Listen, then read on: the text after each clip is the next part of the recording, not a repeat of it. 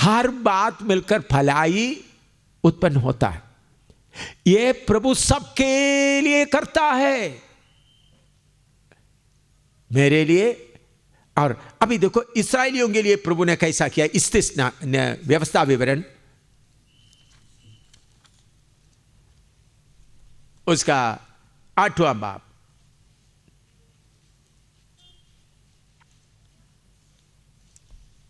एक से 4 तक पढ़िएगा। व्यवस्था विवरण 8 का 1 से 4, इस्तिस्ना 8 का 1 से 4 तक।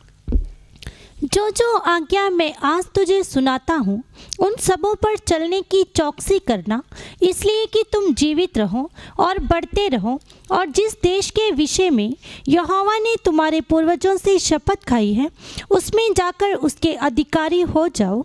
और स्मरण रख कि तेरा परमेश्वर यहोवा उन 40 वर्षों में तुझे सारे जंगल के मार्ग में इसलिए ले आया है कि वह तुझे नम्र बनाए और तेरी परीक्षा करके ये जान ले कि तेरे मन में क्या क्या है, और कि तो उसकी आज्ञाओं का पालन करेगा या नहीं। उसने तुझको नम्र बनाया और भूखा भी होने दिया। फिर वह मन्ना जिसे ना तू और ना तेरे पुरखा ही जानते थे वही तुझको खिलाया, इसलिए कि वह तुझको सिखाए कि मनुष्य केवल रोटी ही से नहीं जीवित रहता, परंतु जो जो वचन यहोवा के मुँह से निकलते हैं उन्हीं से वह जीवित रहता है।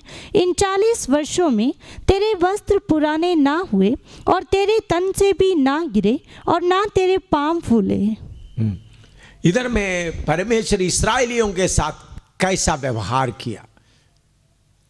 40 साल उनको देखो, आप देखेंगे तो परमेश्वर एक किस्म का धोखेबाज है, एक किस्म का धोखेबाज। कैसा? मिस्र में उन लोग रह रहा था, नौकरी मजदूरी वगैरह कर रहा था, गुलामी में रहता था। बोलो तुमको मैं कनान देश में ले जा रहा हूं, उधर में शहद और दूध बहती है।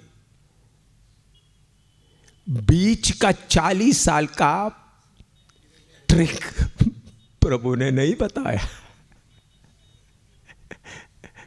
40 साल में तुमको परखेंगे, बियाबान में चलाएंगे, भूखा रखेंगे, पानी भी ना देते हुए उनको सताएंगे करके प्रभु ने बताया। अगर बताया तो उन लोग उधर से ही क्या बोलना था, बाय बाय, नहीं इधर ही काफी है। ये उन लोग सोचा चलो मूसा के साथ निकल जाता है। शहद और दूध बहने वाला शहर जगह में प्रभु देकर आराम ही आराम। आप में से बहुत तेरा लोग ऐसा ही प्रभु के पीछे निकल आया है। चलो यीशु के पास जाता था, कष्ट दूर हो जाएगा, बीमारी दूर हो जाएगा, परेशानी दूर हो जाएगा, कष्ट दूर हो जाएगा, आनंद ही आनंद। बाद में अभी लटकते समय में मालूम हो रहा ये भी है। तो ये धोखा है ना, है? प्रभु एक किस्म का धोखेबाज की तरह कार्य करता। मूसा को नहीं बोला, मूसा बियाबान में इनको चलाना पड़ेगा, तो मूसा भी थोड़ा क्या बना था, मूसा भी सोचा चलो मिस्र में जितना कष्ट होगा वो ही है, बाद में कोई कष्ट नहीं। मूसा ने सोचा आत्मा के अनुसार चलेगी, ऐसा सोचा था। लेकिन निकल कर आ गया तो लाल समुद्र के सामने खड़ा कर दिया। आगे नहीं जा सकता, वो काफी है। पीछे मोड़ के देख दो तो पूरा फरो और उनका फौज हथियार लेके आ रहा।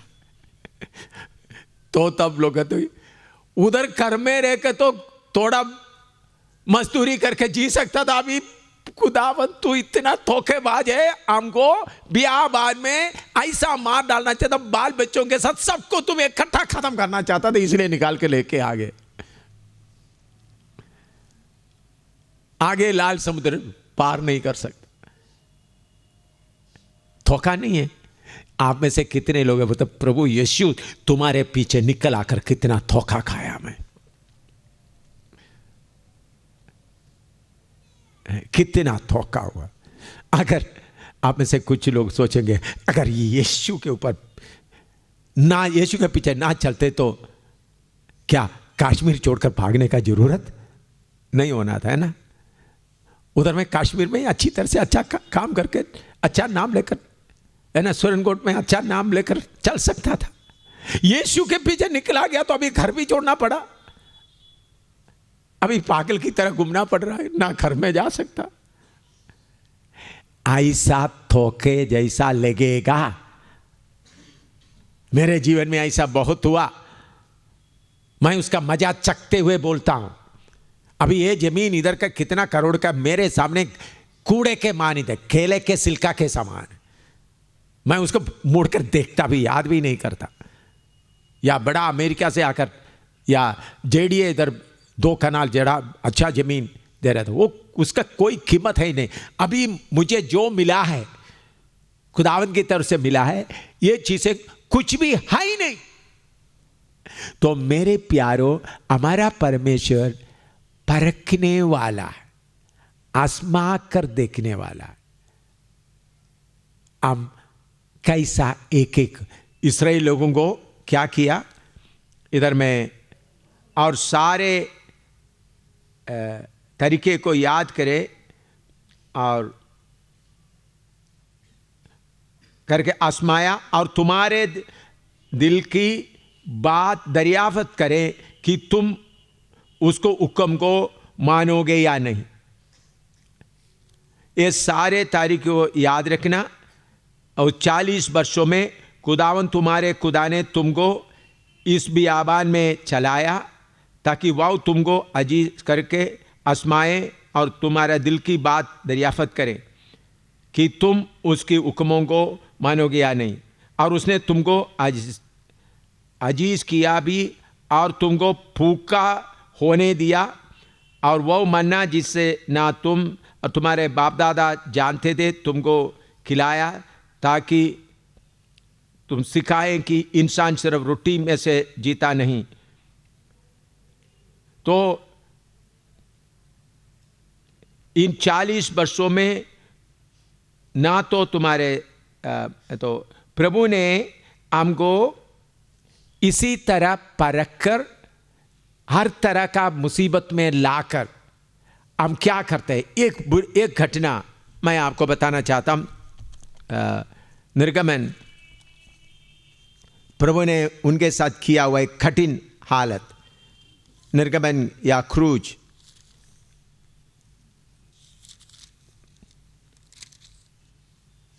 उसका 15 बाब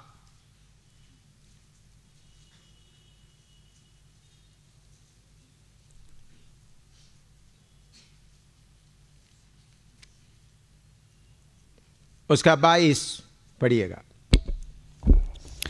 तब मूसा इस्राएलियों को लाल समुद्र से आगे ले गया और वे शूर नाम जंगल में आए, और जंगल में जाते हुए 3 दिन तक पानी का सोता ना मिला। फिर मारा नामक एक स्थान पर पहुंचे, वहां का पानी खारा था, उसे वे ना पी सके, इस कारण उस स्थान का नाम मारा पड़ा। बस अभी परमेश्वर उन लोगों को किधर लेके आए? बियाबान में लेके आए।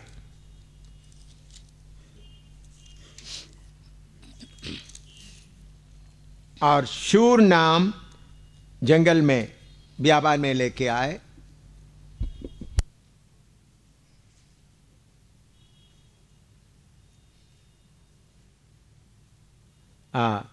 तब मूसा इस्राएलियों को लाल समुद्र से आगे ले गए और वे शूर नाम जंगल में आए, और जंगल में जाते हुए 3 दिन तक पानी का सोता ना मिला।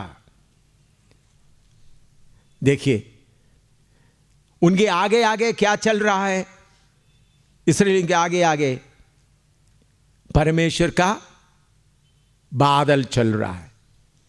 आत्मा परमेश्वर की बादल, उसका 13 का 21 पढ़िएगा। क्रूज निर्गमन 13 का 21।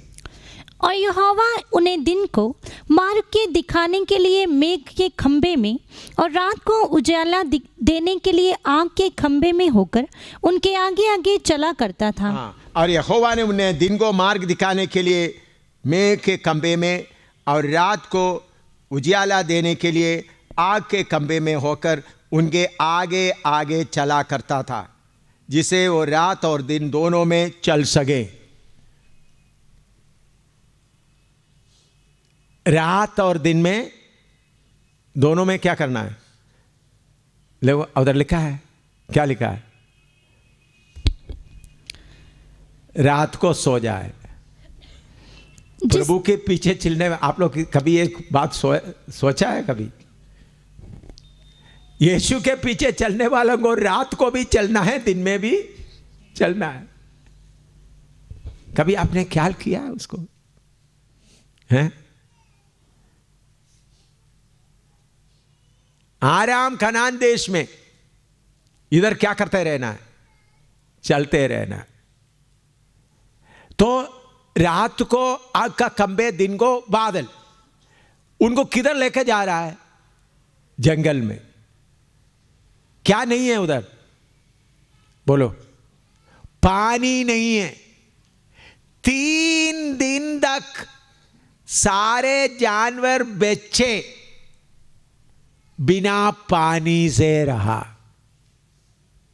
इसे ज्यादा कठिन कोई है? बोलो। हैं? इसे कठोरता कुछ है? 3 दिन तक क्या नहीं है? खाना नहीं है तो भी कोई बात नहीं, पानी नहीं। 3 दिन तक इतना कठोरता से प्रभु ने अभी तक आपसे किया नहीं है ना? मेरे से किया है। आप लोग थोड़ा और बढ़ जाओ तब देखेंगे आप। हैं? कठोरता से 3 दिन तक पानी नहीं दिया। बच्चे कितने प्यासे चिल्लाते होंगे, कितने जानवर। अभी आपको थोड़ा सा कष्ट आते तो यीशु मुझे नहीं चाहिए। भाई यीशु को मत ले लो, तुम चले जाओ अपना मर्जी से। यीशु मसीह के साथ सिंहासन में बैठना है। सचमुच में आपके अंदर खुदा का कार्य हो गया तो इन परख में खड़ा होने के लिए प्रभु फसल देगा, कृपा देगा। तो परखने के बिना कार्य नहीं होता। इधर का कलेक्टर बनना है, कमिश्नर बनना है तो कॉलेज में पढ़ना पड़ता है। युगानुयुग तक सर्वशक्तिमान परमेश्वर के बराबर में सृष्टिकर्ता बनकर बैठना है। आप क्या बनना है? सृष्टिकर्ता भी बनना है। आप उनके समान बनना है, सृष्टिकर्ता बनना है। इतना ऊंचे पदवी में आपको लेके आना तो आपको परख करके आपके अंदर का गंदगी क्या है मालूम होना है।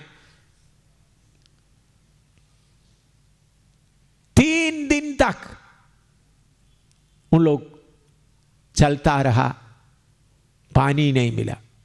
अभी निर्गमन का 15 बाब में आएगा, उसका 23 से लेकर 25 तक पढ़िएगा। फिर निर्गमन 15 का 23 से 25 तक। फिर मारा नामक एक स्थान पर पहुंचे। वहां का पानी खारा था, उसे वे ना पी सके, इस कारण उस स्थान का नाम मारा पड़ा। तब वे ये कहकर मूसा के विरुद्ध बकबक करने लगे, हम क्या पिए? तब मूसा ने यहोवा की दोहाई दी और यहोवा ने उसे एक पौधा बतला दिया, जिसे जब उसने पानी में डाला तब वह पानी मीठा हो गया। वही यहोवा ने उनके लिए एक विधि और नियम बनाया और वही उसने ये कहकर उनकी परीक्षा की। ये कहकर उनका परीक्षा की। सुने,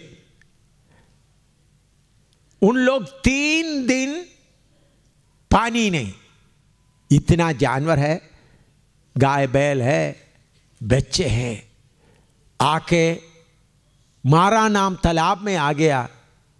वो पानी खारा पानी पी नहीं सकता। उधर में लिखा है परमेश्वर उनको उधर परखा। क्यों परखा?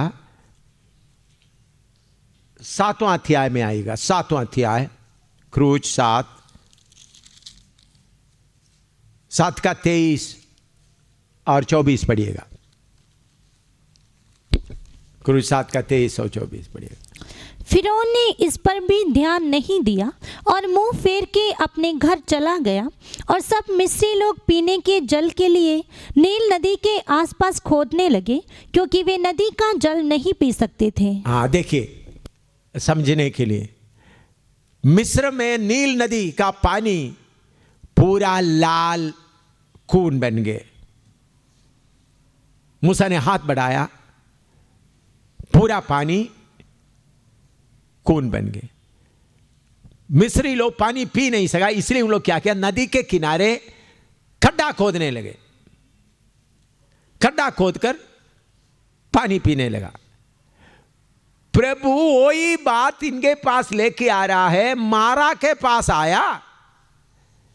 मिस्री लोग चारों तरफ खड्डा खोदा है, इसी मुताबिक इस्राएली लोग खड्डा खोद रहा है या नहीं, अपना हक्कल बुद्धि को इस्तेमाल कर रहा है या नहीं, प्रभु क्या कर रहा था, परख रहा था।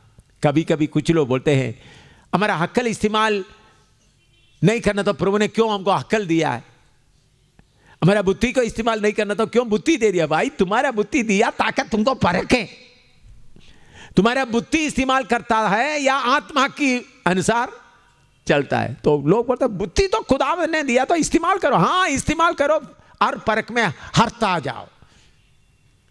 बुद्धि आपको इसलिए दिया ताकि आपको परख कर देखें बुद्धि के अनुसार चलता है या आत्मा के अनुसार चलता है। कितने लोगों को समझ में आ रहा है? हक्कल आपको इसलिए दिया ताकि अक्ल के अनुसार चलता है या रूह के अनुसार चलता है। इस्राएली लोगों को प्रभु 3 दिन भूख प्यासा रहकर किधर लेके आए, मारा। उन लोग क्या कर सकता था? मिस्री लोगों ने नील नदी के किनारे में क्या कर दिया, खड्डा खोद दिया इसी मुताबिक। लेकिन अच्छी तरह से 40 साल बियाबान में ट्रेनिंग लिया हुआ मूसा अपना बुद्धि इस्तेमाल नहीं किया। खुदावन परमेश्वर, इस घटना में मैं क्या करूं? अगर बुद्धि इस्तेमाल करके खड्डा खोद लिया, कितने लोग खड्डा खोदेंगे? लाखों लोग हैं।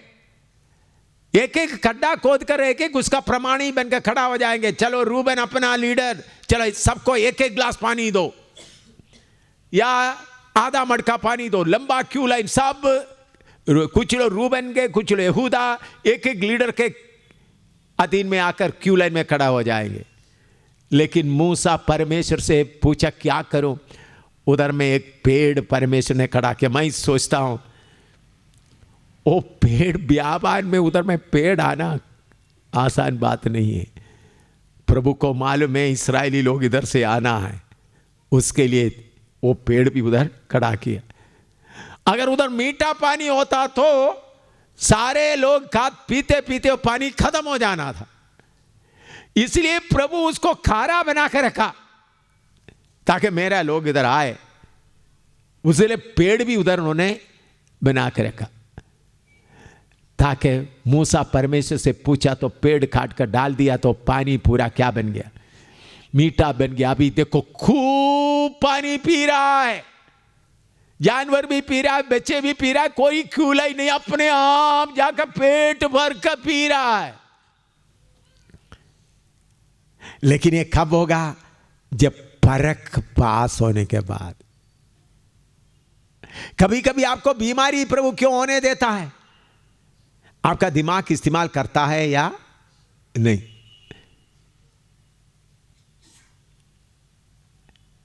मैं एक बार केरला में शादी था। शादी में हम लोग एक सेवक का शादी था। इधर जम्मू में सेवा किया और राजन वर्गीस का शादी था। वो जम्मू में भी महेंद्र नगर का सेवा किया था। उन्होंने उनका शादी के लिए गया था। तो उधर में मैं खाने को तो 10-12 पास्टर लोग इकट्ठा बैठे हुए थे, मैं भी उनके साथ बैठ कर के खाना खा रहे थे। केरला में भोजन के साथ में आखिरी में केला चावल चीनी डालकर दही डालकर खाता है। केला चावल उसमें चीनी भी डालता है, दही भी खाता है। आप लोगों को देखने से अच्छा नहीं लगा, आज से ऐसा मिला कर खाएंगे, आप लोग बोलेंगे क्या है, लेकिन वो खाकर देखने वालों को मालूम, उसका टेस्ट मालूम हो जाए। मैं उत्तर भारत के लोगों को ले जाकर उधर में खिलाना शुरू किया शुरू में, तो उन लोग बोला हर दिन चाहिए हमको। पहले उनको अच्छा नहीं लगा, फिर खाकर फिर बाद में हर दिन हमको चाहिए। अभी तो ऐसा मौका नहीं मिलता सबको ले जाने का, पहले के टीम के बारे में बोल रहा हूँ। तो उन लोग बोलता हर दिन हमको चाहिए, केरला में जब भी जाएगा। तो मैं ऐसा केला चावल खा रहा था, बाकी पास्टर लोग, एक सीनियर पास्टर मुझे अच्छी तरह जानने वाला, मुझे शामिल गुट्टी 19 साल हो गया मैं एक केला चावल खाकर, तुम अच्छी तरह खाते हुए मुझे भी ऐसा लग रहा है मैं क्यों ना खाऊं। मैंने बोला विश्वास है तो खाओ। 19 साल से उन्होंने चीनी और केला मिलाकर खाया नहीं। मैंने बोला विश्वास है तो खाओ। हाँ, मैं बोला विश्वास है तो खाओ। डॉक्टर ने दिया हुआ सर्टिफिकेट वो फेंक दो, प्रभु ने दिया हुआ सर्टिफिकेट लेकर जो तुम्हारे सामने आते धन्यवाद देकर खाओ। विश्वास है तो खाओ। उन्होंने जल्दी बोला जाओ लाओ केला चावल लाओ। केला चावल चीनी सब मिलाकर अच्छी तरह पेट भर कर खाया। बहुत दिन से 19 साल खाया नहीं, इसलिए पूरा खाया। दूसरा दिन मुझे तिरुवल्ला में मिलकर बोले, मुझे गला लगा, बोला डॉक्टर के पास चेक करके देखा तो पूरा शुगर कहाँ गया मालूम नहीं, एक बूंद भी शुगर हाई नहीं, पूरा ठीक हूँ बोला। उसके बाद मरने तक वो शुगर का बीमारी उनको टच ही नहीं किया। विश्वास किया। उनमें से 19 पास्टरों में से एक ने विश्वास किया, बाकी लोग चलो हम अपना तरह से। तो मैं क्यों आपको बताता हूं, हमारा प्रभु हमको आजमाता है।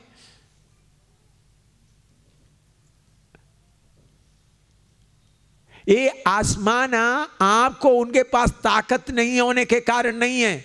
आपको रेशन देना उनको कोई मुश्किल है? आपको बाकी सारे चिड़ियों को खाना खिलाता हूं, जो लोग परमेश्वर के खिलाफ है उनको खाना खिलाता है, जो परमेश्वर है ही नहीं उनको खाना खिलाता है, जो परमेश्वर के लोगों को सताता है उनको भी खाना खिलाता है। फिर आपको खाना खिलाने के लिए उनको इतना बड़ा परमेश्वर कोई मुश्किल है? मेरे प्यारे, उनको कोई मुश्किल होता नहीं, लेकिन आपको आजमाना जरूरी है। तो ये बात याद रखें, हमारा परमेश्वर हमको क्या करता है? आजमाता है। आजमाने में आप कामयाब निकलना जरूरी है। प्रभु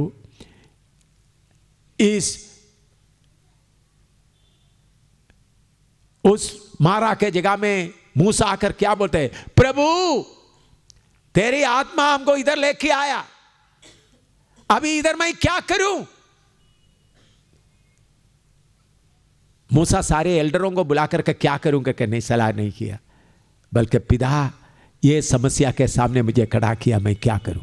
इसी बता मेरे प्यारों, जब भी आप कोई समस्या के सामने आता है, पिता से पूछना शुरू करो, पवित्र आत्मा का अगुवाई से चलने के लिए सीखो, तब आप आगे बढ़ सकेंगे। मैं इधर आज रोकना चाहता हूं, प्रार्थना करें।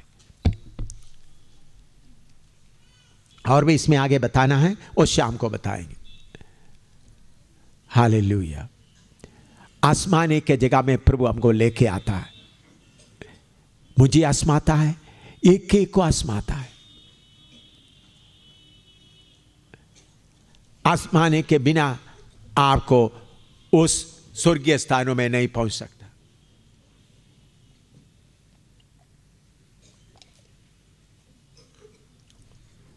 हालेलुया।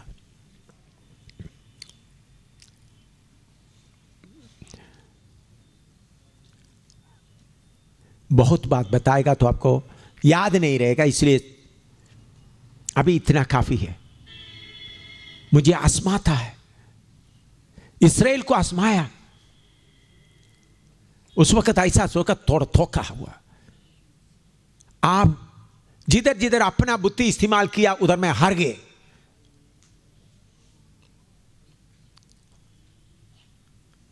इधर सुनिएगा, अगर आप में से कोई दवाई इस्तेमाल कर रहा है, आप घबराएगा नहीं। अभी दवाई इस्तेमाल करो। और कोई डायबिटिक्स है, ब्लड प्रेशर है, कोई आप डॉक्टर ने आपको सलाह दिया है ये मत खाओ, आप ऐसा चलते रहो। चलते चलते एक वक्त आएगा उसके ऊपर पूरा जय पा सकता है। लेकिन जय पाना है, जल्दीबाजी में कुछ नहीं करना। मैंने बोला उस दिन वो पास्टर 19 साल ऐसा चलता रहा। उनको देखने से मुझे मालूम हो गया उनके अंदर विश्वास आ गया है। बाकी पास्टर लोग नहीं खा रहे थे। 19 में एक ने बोला मुझे खाने का मन है, बाकी लोग नहीं खाया। वो उस उम्र तक आ गया। इसी मुताबिक अगर आप दवाई खा रहे तो आज जाकर जल्दीबाजी में दवाई फेंकता हूं, ऐसा मत करिएगा। कोई भी बढ़ने दो। कच्चा समर्पण कोई भी ना करे। प्रभु आपको बढ़ने का मौका दे। कभी कभी कुछ लोग थोड़ा वचन का प्रचार सुनने के बाद एकदम जाकर कच्चा मन से फेंक देते हैं, फिर बाद में परेशान होकर नहीं। बढ़ो। बढ़ने के बाद प्रभु की आत्मा की अगुवाई से फिर दवाई फेंको। तब तक दवाई इस्तेमाल करो, बढ़ो। लेकिन अंदर में एक मन रखो, मैं इसके ऊपर भी जय पाना है। हमको कोई कानून नहीं, दवाई नहीं खाना, ये नहीं। विश्वास में बढ़ते बढ़ते एक एक आदमी को एक एक हालात में परख कर देखता है। कुछ कमी कुछ कमी कुछ कमी अलग अलग जगह में परखने के लिए रखता है। उसको देकर कानून नहीं बल्कि आत्मा का बल से चलते रहे। प्रार्थना करो, प्रभु तेरे परख में मैं ठीक निकल जाऊं, समझ कर जाने के लिए मुझे कृपा दे। प्रभु इस्राएल के साथ उन्होंने ऐसा परखा। हालेलुया। हमारा समर्पण सब सही हो, जल्दीबाजी में कुछ ना हो।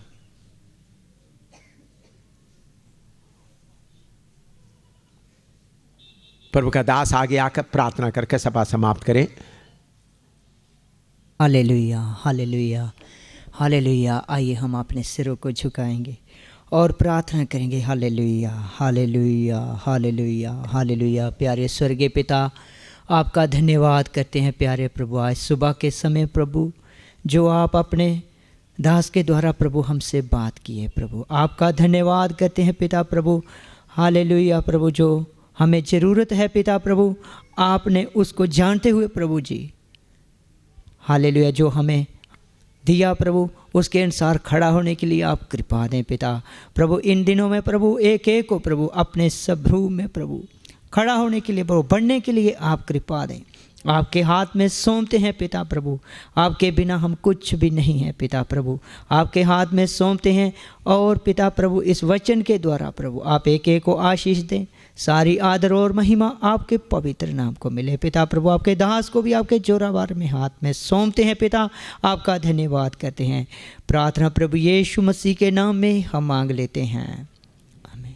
पिता परमेश्वर का प्रेम, प्रभु यीशु मसीह का अनुग्रह, पवित्र आत्मा की संगति अब से लेके प्रभु यीशु मसीह की दूसरी आमद तक सब संतों के साथ होती रहे, आमीन।